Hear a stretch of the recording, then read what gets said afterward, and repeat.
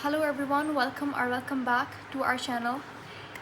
In this video we are going to do academic year 2024 यानी कि 2024 का IMET पास paper का बायो सेक्शन आज हम करेंगे। बाकी फिज़िक्स, केमिस्ट्री और बाकी जो जैसे ये जनरल नॉलेज है, फिर logical reasoning and problem solving हो गया, ये बाद में देखेंगे। बट इस वीडियो में हम लोग बायो वाला सेक्शन करेंगे, ठीक है। So let's start. ये 2024 का पेपर है। आपको अगर लगता है कि ये तो बहुत ही इजी क्वेश्चंस हैं और इसमें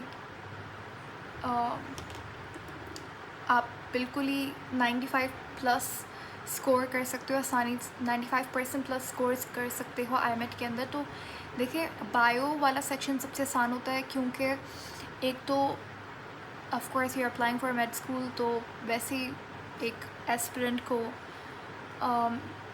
प्री मेडिकल एस्पिरेंट को बायो अच्छी लगती है, तो उस वजह से भी बायो आसान लगती है, ठीक है।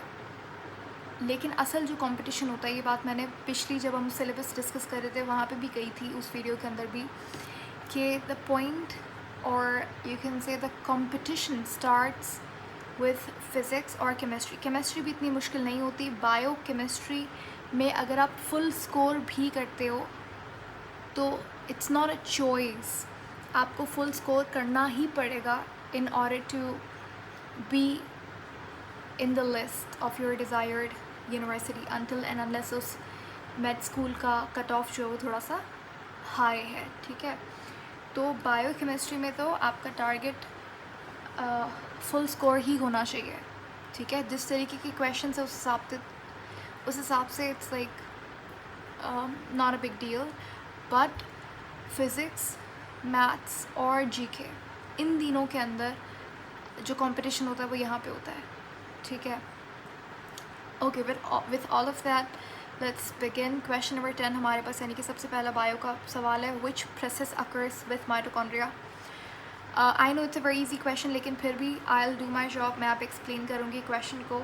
सो मेरा यहाँ पे जितने भी वीडियोस आगे आएंगे आईएमएट के पास पेपर्स के हवाले से, तो वहाँ पे सिर्फ इस क्वेश्चन को क्रैक करना एम नहीं होगा।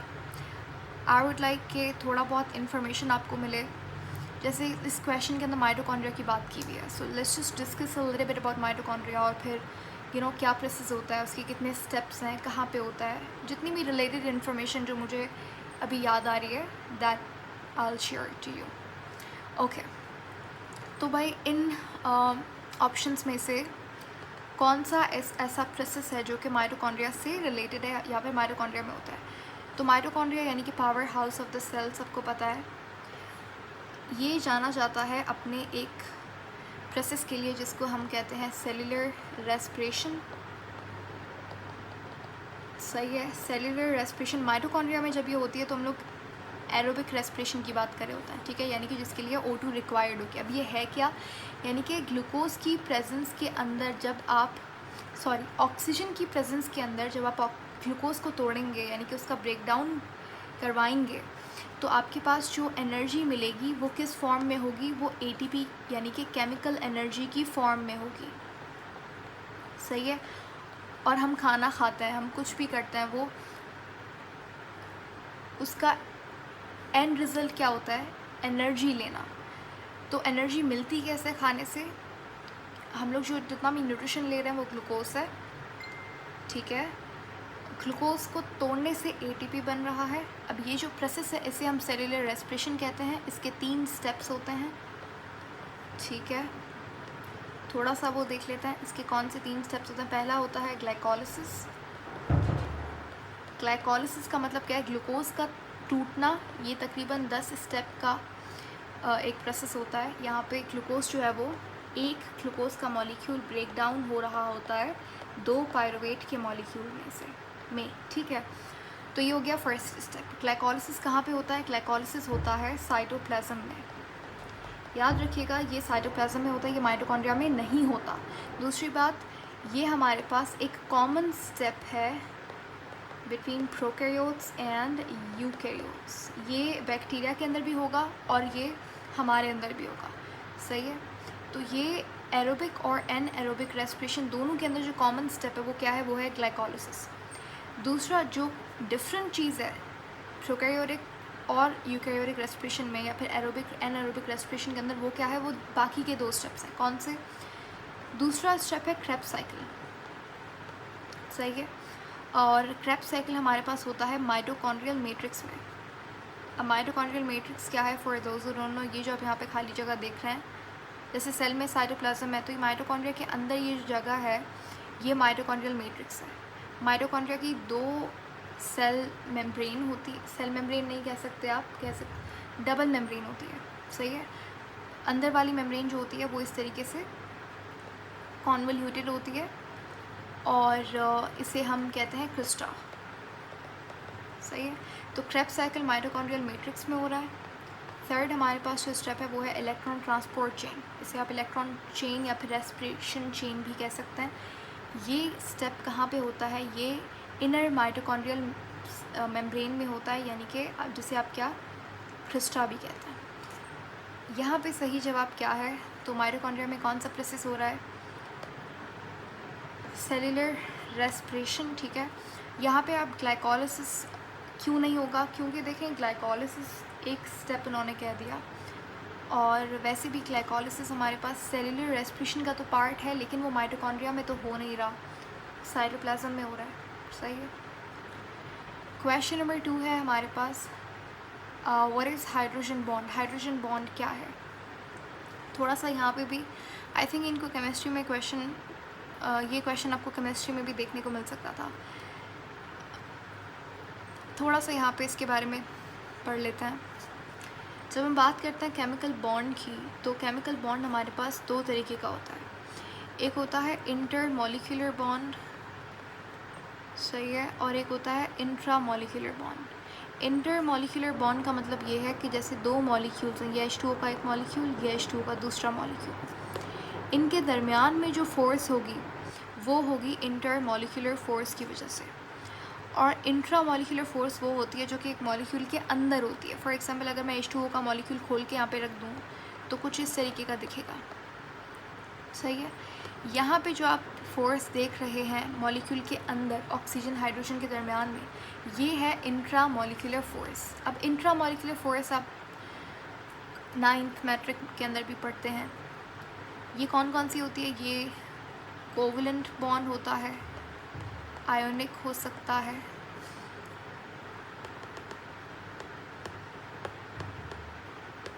कोवलेंट बॉन्ड कब होता है, जब एक नॉन मेटल के साथ कंबाइन हो, मतलब हाइड्रोजन अगर ऑक्सीजन के साथ मिले, सही है, तो ये H2O बनाएगा, ठीक है। तो यहाँ पे जो H2O के अंदर कोवलेंट बॉन्ड है। दूसरा हमारे पास क्या है, आयोनिक बॉन्ड आ गया। आयोनिक बॉन्ड कैसे बनता है, जब हमारे पास एक नॉन मेटल कंबाइन होता है मेटल के साथ। फॉर एग्जांपल हमारे पास Na एक मेटल है, सोडियम, और Cl एक नॉन मेटल है, क्लोरीन गैस है। दोनों मिलकर एक क्रिस्टलाइन सॉलिड बनाते हैं जिसे हम लोग कॉमन सॉल्ट कहते हैं। NaCl को हम क्या बोलते हैं, कॉमन सॉल्ट कहते हैं, सोडियम क्लोराइड। ये तो चलो आपको पता है, मैं आपको क्वेश्चन दे रही हूँ, मतलब आपको एक एक्स्ट्रा पॉइंट या फिर पॉइंट टू पॉन्डर दे रही हूँ, ये आपको याद रखना है। तो NaCl को आप कॉमन सॉल्ट भी कहते हैं। जो रॉक होता है ना जिससे ये मिलता है वो है हेलाइट, ठीक है। अच्छा,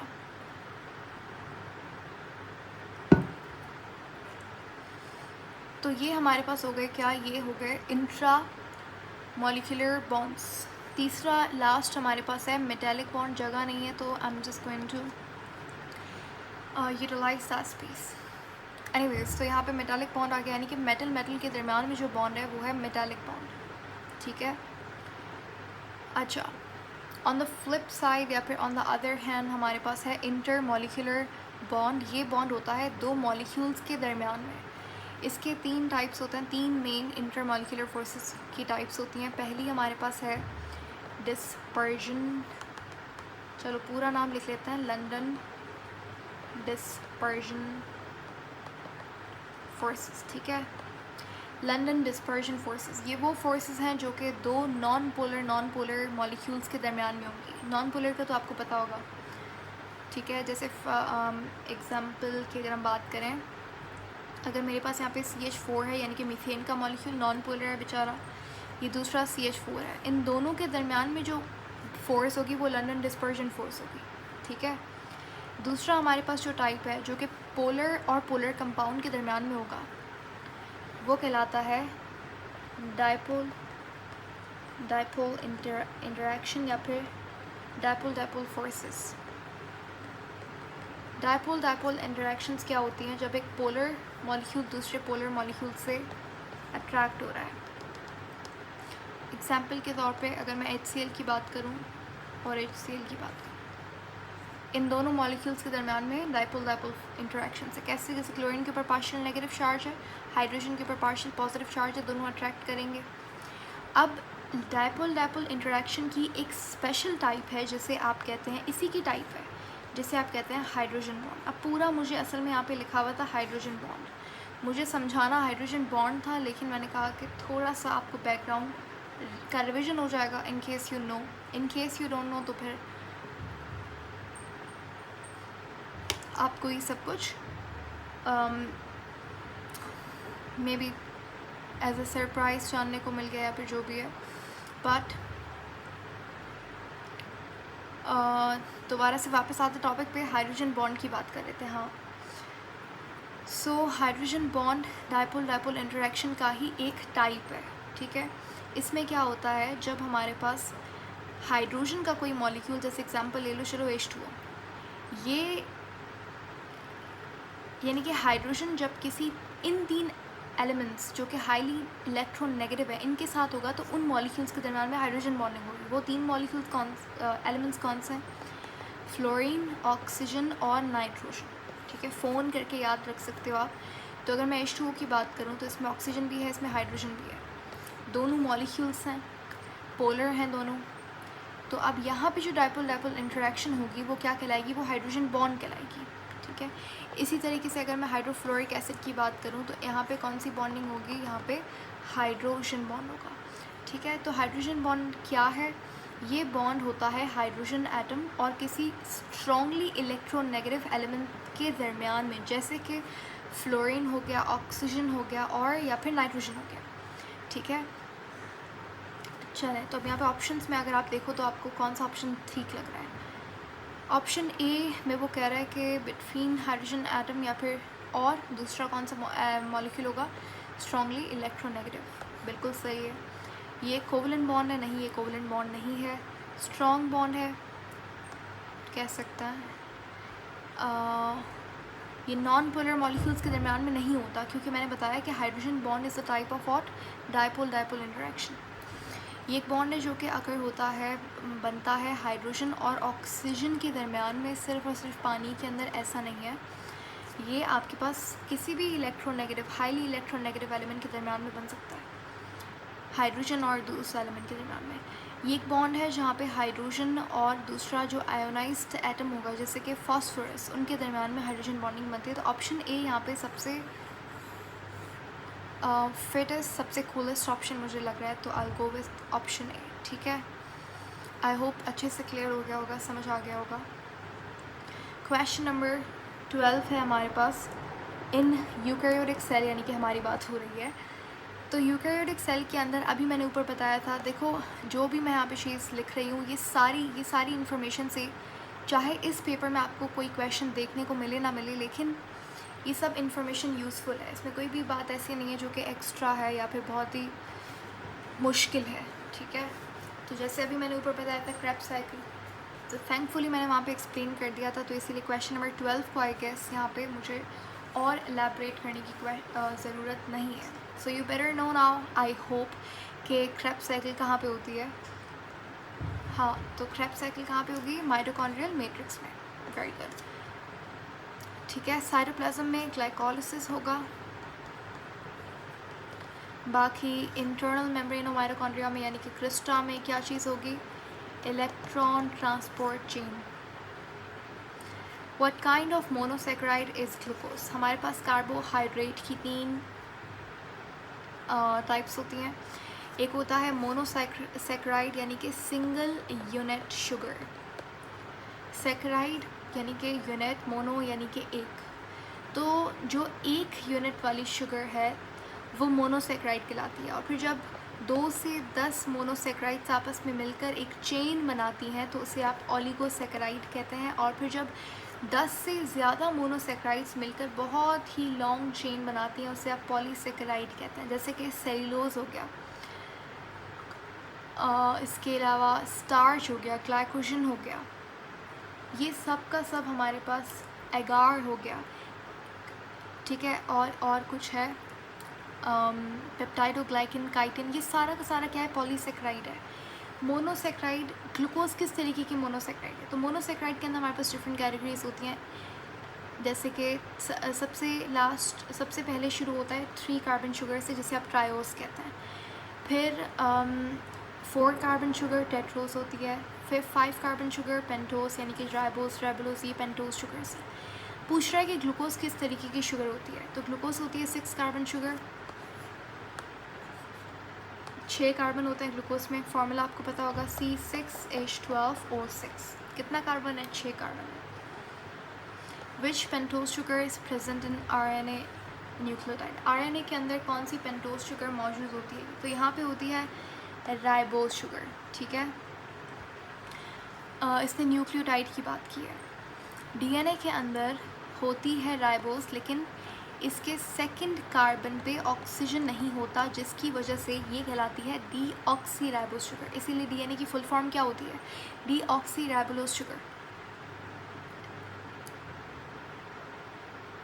डीऑक्सीराइबोस शुगर नहीं बोलेंगे, एसिड बोलेंगे, डीऑक्सीराइबोन्यूक्लिक एसिड, ये फुल फॉर्म होती है DNA की, ठीक है। यहाँ पे लेकिन उसने स्पेसिफाई नहीं किया DNA है या RNA है, उसने जस्ट बोला कि न्यूक्लियोटाइड में कौन सी शुगर होती है प्राइमरीली, तो वो राइबोस शुगर है, ठीक है। ओके, होपफुली यहाँ तक सब समझ आ गया।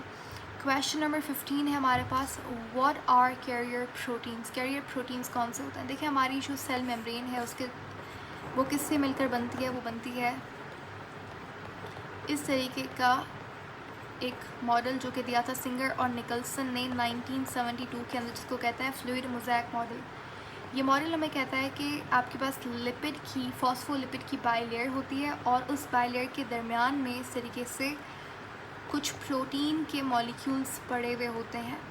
अब ये प्रोटीन के मॉलिक्यूल्स ट्रांसपोर्टेशन के लिए बड़े काम आते हैं, इनसे फैसिलिटेटेड डिफ्यूजन होती है, और ये प्रोटीन की कुछ टाइप्स होती हैं, जिनमें से बहुत कॉमन हमारे पास हैं कौन सी, कैरियर प्रोटीन हो गया आपके पास, चैनल प्रोटीन हो गया, और यहाँ पे कुछ दूसरी चीज़ें भी होती हैं, जैसे यहाँ पे ग्लाइकोप्रोटीन पड़ा हुआ है जो कि एज एन एंटीजन काम कर रहा है, ग्लाइकोलिपिड भी एज एन, ग्लाइकोप्रोटीन और ग्लाइकोलिपिड, हाँ ये दोनों एज एन एंटीजन काम कर रहे हैं। यहाँ पे थोड़ा बहुत कोलेस्ट्रॉल के मॉलिक्यूल्स पड़े हुए हैं, तो इस तरीके से ये सारी चीज़ें होती हैं। खैर, कैरियर प्रोटीन, चैनल प्रोटीन, दोनों में डिफरेंस क्या है, ये क्वेश्चन भी आई गेस कहीं ना कहीं पूछा गया था, मुझे याद आ रहा है। ओके, तो कैरियर प्रोटीन क्या होता है, देखिए हमारे पास इस तरीके का प्रोटीन जिसका एक माउथ हो, जो कि मॉलिक्यूल को अपने अंदर इस तरीके से ले आए और फिर इस तरीके से अपने आप को क्या करे, फ्लिप कर ले, इस तरीके से अपने आप को फ्लिप कर ले और ऐसा हो जाए। और ये इसने बाहर से मॉलिक्यूल लिया, इस तरीके से फ्लिप हुआ ये 180 डिग्रीज़, और यहाँ पे इसने वही मॉलिक्यूल को क्या किया, सेल के अंदर फेंक दिया। तो ये काम होता है कैरियर प्रोटीन्स का। चैनल प्रोटीन एक चैनल की तरह, रास्ते की तरह काम करते हैं। ये बेचारे हिलते मिलते नहीं हैं इतने ज़्यादा जितने कैरियर प्रोटीन्स करते हैं, तो ये जस्ट एक रास्ता देते हैं मॉलिक्यूल को अपने अंदर से जाने का, ठीक है। तो कैरियर प्रोटीन क्या करता है, ये हमारे पास वो प्रोटीन्स हैं जो कि मॉलिक्यूल्स को ट्रांसफ़र करते हैं या फिर आयंस को ट्रांसफ़र करते हैं across the plasma membrane. Option A में तो यही लिखा हुआ है, हाँ। ऑप्शन बी, ये फॉस्फोरिलेट एंजाइम्स को फॉस्फोरिलेट यानी कि उनके साथ फॉस्फेट को अटैच करते हैं प्लाज्मा मेम्ब्रेन में, ऐसा कुछ नहीं है। ये प्रोटीन्स हैं जो कि ब्रेक डाउन करते हैं फॉस्फोलिपिड को, नहीं ऐसा नहीं है, थैंकफुली ऐसा नहीं है। ट्रांसपोर्ट करता है mRNA को, नहीं, मतलब mRNA को क्यों, अगर ये सेल मेम्ब्रेन में है तो ये mRNA को क्यों ट्रांसपोर्ट करेंगे बाहर।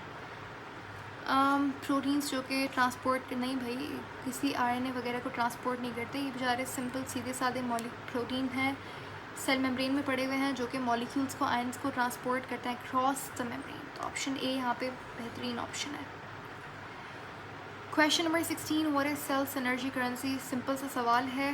यहाँ पे आंसर क्या होगा, एटीपी, एडिनोसिन ट्राइफॉस्फेट, जो कि एक न्यूक्लियोटाइड है। कौन सा न्यूक्लियोटाइड, ट्राई न्यूक्लियोटाइड। जैसे NAD है तो NADPH है, निकोटिनामाइड, एडेनिन डाई फॉस्फेट, तो ये एक डाई न्यूक्लियोटाइड है, ठीक है। Question number 17, which kind of reaction is ATP hydrolysis. अगर आप ATP को तोड़ते हैं, हाइड्रोलिसिस यानी कि पानी की मौजूदगी में किसी का ब्रेकडाउन करना, वो हाइड्रोलिसिस कहलाता है। तो ATP का ब्रेकडाउन अगर आप करेंगे, ATP को तोड़ेंगे तो हमारे पास ये ADP प्लस फॉस्फेट में तब्दील हो जाएगा और बहुत ज़्यादा यहाँ पे एनर्जी रिलीज़ होगी। तो ये कैसा एक रिएक्शन होगा, ये एक्सोथर्मिक रिएक्शन होगा, यानी कि एनर्जी क्या होगी, रिलीज़ होगी। डेल Q क्या होगा, नेगेटिव होगा, एक्सोथर्मिक है। बायो के अंदर एक्सर्गोनिक, एक्सोथर्मिक एक ही बात है। तो कैसा क्या ऑप्शन है, ऑप्शन ए।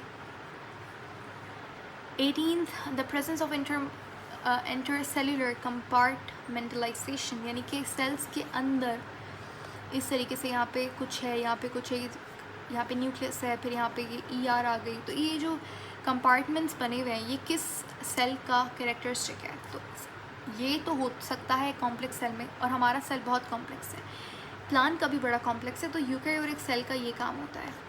बाकी आप देखें बेचारे वायरसेस हो गया, बैक्टीरिया हो गया, एल्गा हो गया, प्रोकैरियोट्स हो गए, they are very simple cells. उनमें ऐसा कोई भी मुश्किल जैसे कॉम्प्लिकेटेड स्ट्रक्चर वगैरह नहीं होता। 19th क्वेश्चन है, इंटरसेल्युलर स्ट्रक्चर जो कि कंपोज होता है माइक्रोट्यूब्यूल से। न्यूक्लियस तो नहीं होता, माइक्रोट्यूब्यूल से बना हुआ। सेंट्रियोल होता है, तो ऑप्शन ए यहाँ पे बिल्कुल सही जवाब है। क्या होता है कि हमारे पास ये एक सेल है, सेल डिवीज़न हो रही है, और यहाँ पे चल रहा है हमारे पास इंटरफेस। इंटरफेस में इस तरीके से न्यूक्लियस है, फिर प्रोफेस आ गया। प्रोफेस में जो इस तरीके से दो हमारे पास ऑर्गेनल्स होता है, जहाँ से स्पिंडल फाइबर निकलता है। ये दोनों ट्रैवल करते हैं toward the opposite poles of the cell. इस ऑर्गेनल को हम सेंट्रोजोम कहते हैं। सेंट्रोजोम कुछ इस तरीके का दिखता है। ये जो आप एक सिलेंडर देख रहे हो, ये सेंट्रियोल है। दोनों को मिलाकर आप सेंट्रोजोम कहेंगे, ठीक है। दोनों में कोई यहाँ पे मेम्ब्रेन वगैरह कुछ भी नहीं होती, जस्ट हम दो होते हैं साथ में, तो हम सेंट्रोजोम कह देते हैं। सेंट्रियोल बना हुआ होता है माइक्रोट्यूब्यूल से। यहाँ पे एक माइक्रोट्यूब्यूल्स की स्पेशलाइज्ड टाइप, जिसे स्पिंडल फाइबर कहते हैं, वो निकल रही होती है। इसका काम होता है क्रोमोसोम को अलग करना इस तरीके से, और क्रोमैटिड में तब्दील करना ड्यूरिंग सेल डिविजन। माइटोकॉन्ड्रिया क्या है, माइटोकॉन्ड्रिया हमारे पास एक ऑर्गेनल है जिसकी दो मेम्ब्रेन होती है, एंड आउटर मेम्ब्रेन। माइटोकॉन्ड्रिया के पास क्या होता है, तो आउटर मेम्ब्रेन होती है जो कि हाईली सेलेक्टिव। अच्छा मैं बता दूं, माइटोकॉन्ड्रिया की दो मेम्ब्रेन्स होती हैं। बाहर वाली जो है वो हाईली सेलेक्टिव होती है, अंदर वाली जो है वो कम्प्लीटली आप कह सकते हैं परमिएबल होती है। बाहर वाली पार्शियली परमिएबल होती है, सेलेक्टिव होती है। अंदर वाली जो है ओके, आई थिंक मैंने यहाँ पे थोड़ा सा उल्टा बोल दिया है। बाहर वाली जो है वो फुली परमिएबल होती है, यानी कि बाहर वाली मेम्ब्रेन को कोई भी क्रॉस कर सकता है। अंदर वाली जो क्रिस्टा होती है वो सेलेक्टिव होती है, वो पार्शियली परमिएबल होती है, उसको क्रॉस करना थोड़ा सा मुश्किल होता है। तो ऑप्शन ए यहाँ पर बिल्कुल सही है, येस एग्जैक्टली। दूसरा ऑप्शन भी रीड कर देती हूँ।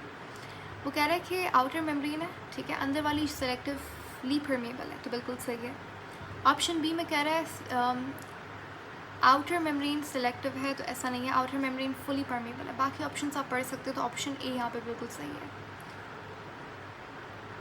एंटीकोडॉन क्या होता है, हमारे पास एक, हमारे जितना भी जेनेटिक मैसेज है जो कि mRNA से आ रहा है ट्रांसलेशन के लिए, वो आता है in the form of codon. Codon क्या है, 3 न्यूक्लियोटाइड का बना हुआ एक मैसेज जो कि कोड करता है एक अमाइनो एसिड के लिए, ठीक है। ACG मेरे ख्याल से ये जो है ये कोडॉन है, और ये कोड करता है हिस्टामीन के लिए।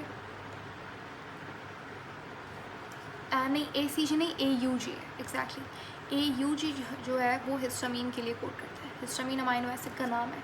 तो अब इस कोडॉन को कंफर्म करने के लिए हमारे पास tRNA पे कोडॉन कहाँ होता है, ये होता है ये एक एक क्वेश्चन जो मैं बता रही हूँ ये सारा पास्ट पेपर IMET का ही सवाल है, पास्ट पेपर IMET या फिर टोल्क के क्वेश्चन है ये सारे। तो जो कोडॉन होता है वो mRNA पे होता है, इसको कंफर्म करने के लिए क्रॉस चेक करने के लिए हमारी बॉडी के अंदर मैकेनिज्म होता है एंटीकोडॉन का। एंटीकोडॉन ऑपोजिट होता है कोडॉन का, और एंटीकोडॉन होता है tRNA के ऊपर। तो एंटीकोडॉन क्या है, ये भी सीक्वेंस है किसका, 3 न्यूक्लियोटाइड का, और ये कहाँ पे मिलता है, ये tRNA पे मिलता है, और ये करस्पॉन्ड करता है, यानी कि फॉर एग्जांपल A है, AUG है, ये मेरे पास कोडॉन है, तो इसका एंटीकोडॉन क्या होगा, A का कॉम्प्लीमेंट्री क्या होता है, T होता है, U का क्या होगा, A होगा, ठीक है, और G का क्या होगा, G का C होगा। ऐसा ही एडेनिन थायमिन के साथ होगा, यूरेसिल एडेनिन के साथ होगा, ग्वानिन साइटोसिन के साथ होगा। तो शॉर्ट हम लोग ACASL कुछ लिखता है, उनकी पहला लेटर यूज़ करता है। अब यहाँ पे एक चीज़ थोड़ा सा कॉमन सेंस की बात है, अब यहाँ पे इन्होंने यूरेसिल इस्तेमाल किया है, यानी कि ये RNA की बात हो रही है, ठीक है। तो इसका मतलब ये है कि एडेनिन जो है उसके साथ थायमिन नहीं आएगा, यहाँ पे यूरेसिल आएगा, तो ये UAC हो जाएगा। तो UAC मेरे पास कॉम्प्लीमेंट्री है, ये एंटीकोडॉन है किसका, AUG का, जो कि कोडॉन था। क्लियर हो गया। कोडॉन कहाँ पे होता है, mRNA पे होता है। तो आई गेस ये आपको बहुत अच्छे से समझ आ गया होगा। आप दूसरे ऑप्शंस पढ़ के देखो, बिल्कुल ही गलत बात लिखी हुई है उनमें। राइबोसोम्स क्या होते हैं, तो राइबोसोम बने हुए होते हैं RNA और प्रोटीन से। Simple, option A is right option. RNA में 55% प्रोटीन होता है, 45% RNA होता है, ठीक है। कौन सा RNA होता है, rRNA होता है। Cell membrane consist of, cell membrane में क्या होता है, इसके अंदर डबल फॉस्फोलिपिड की बनी हुई लेयर होती है, जो कि इधर आ जाते हैं दोबारा से यहाँ पे। बाहर आप जो हेड देख रहे हो ये होता है हाइड्रोफिलिक, यानी कि पोलर होता है, और अंदर जो है ये जो टेल है जो अंदर वाली तरफ है ये होती है हाइड्रोफोबिक, ठीक है।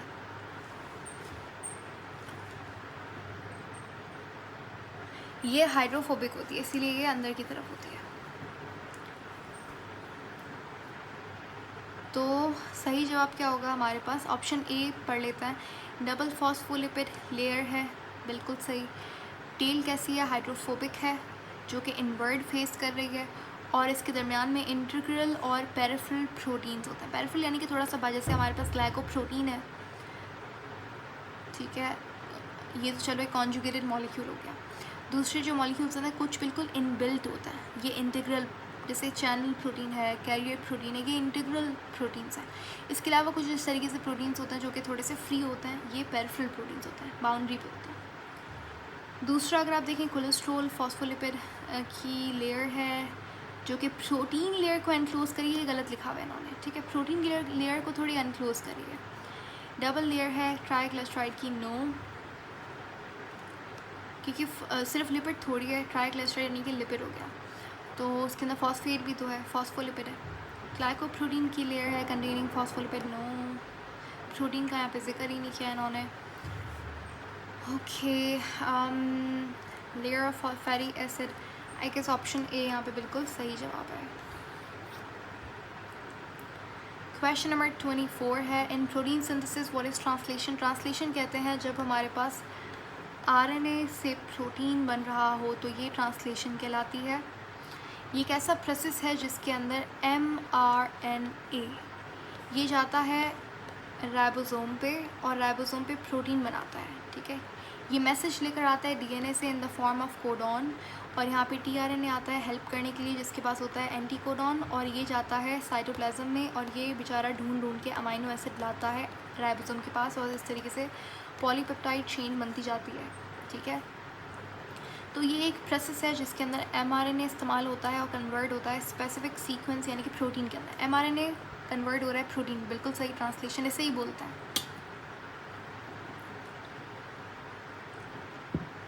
लेकिन हम यहाँ पे दूसरे ऑप्शंस भी देख लेते हैं। ये एक प्रोसेस है जहाँ पे ट्रांसक्राइबिंग का क्यों यहाँ पे लिखा है, तो ये तो नहीं होगा, क्योंकि ट्रांसक्रिप्शन क्या है, ट्रांसक्रिप्शन के अंदर DNA से RNA बनता है, ठीक है।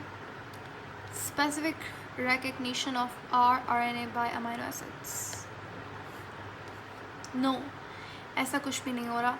Process pairing between DNA codons. I think option A is clearly the right option. 25th, what are the principal components of cytoskeleton? Cytoskeleton की बात हो रही है तो यहाँ पे हमारे पास ये ऑप्शन हमने कहीं ऊपर भी देखा था ना, सेंट्रियोल वाला क्वेश्चन कहाँ गया, ये रहा. माइक्रोट्यूब्यूल्स की उन्होंने बात की थी, ठीक है. तो बिल्कुल ऐसा ही है. साइटोस्केलेटन के अंदर हमारे पास माइक्रोट्यूब्यूल्स, माइक्रोफिलामेंट्स और इंटरमीडिएट फिलामेंट्स आते हैं. फिर इनसे फर्दर स्ट्रक्चर्स बनते हैं. जैसे माइक्रोट्यूब्यूल सेंट्रियोल बना रहा है, सही है. माइक्रोफिलामेंट से जो सेल की मूवमेंट होती है, जो अमीबा के अंदर सेल की मूवमेंट होती है, वो साइटोस्केलेटन की वजह से होती है. बाकी हमारे पास जो स्पाइडर्स अपना वेब बनाते हैं वो भी साइटोस्केलेटन की वजह से बनाते हैं. तो ये सारे जो काम है ये इनके कंपोनेंट्स कौन है? इसके कंपोनेंट्स ऑप्शन ए में सही जवाब लिखा हुआ है. बी वाला देखो तो फिलामेंट यहाँ पे क्यों लिखा है? एक्टिन नहीं होगा, एक्टिन मसल के अंदर होता है. कोलेजन फाइबर्स भी नहीं होते. एलील किसे कहते हैं? Allele is alternative form of gene, ठीक है, सिंपल.